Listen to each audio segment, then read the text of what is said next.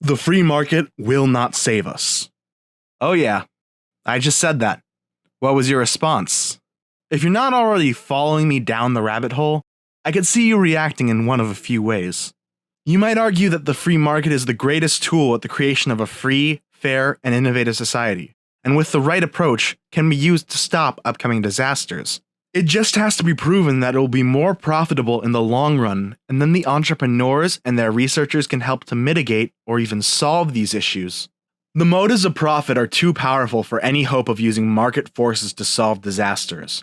The world needs complete systemic change and needs it yesterday.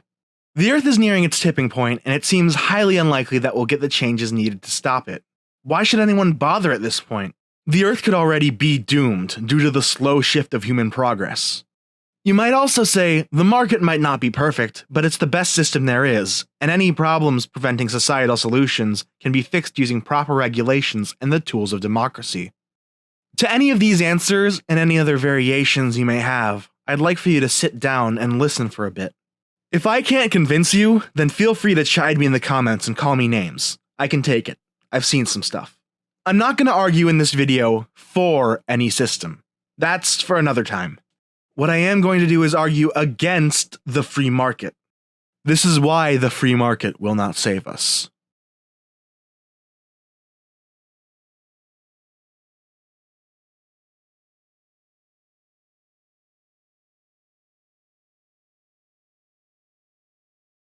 The free market isn't free. Many people in my audience may be aware, but most people might not be, of one key feature of the free market. It's a lie. I'm talking the idea of the growth of a nation, or an individual, or the accumulation of wealth, or any sort of genuine innovation, is not a result of complete free trade and free association.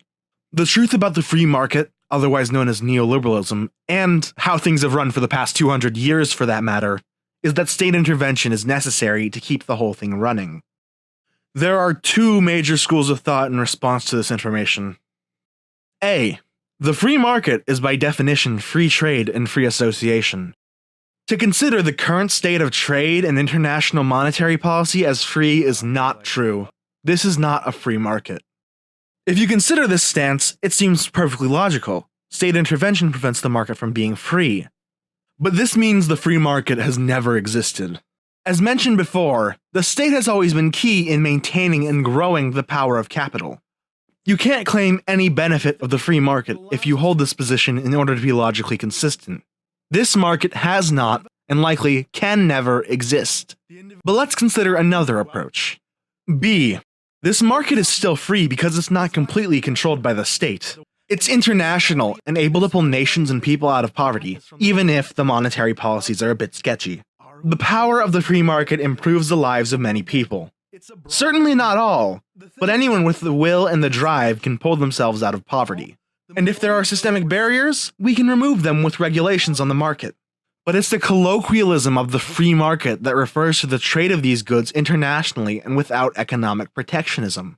It allows us to grow economically, and the countries we trade with can grow economically as well. The developing world poverty rate has gone down. Now more than ever, social mobility is possible. When anyone can afford technology, that means anyone can innovate. But does the market improve people's lives internationally and individually? Let's discuss.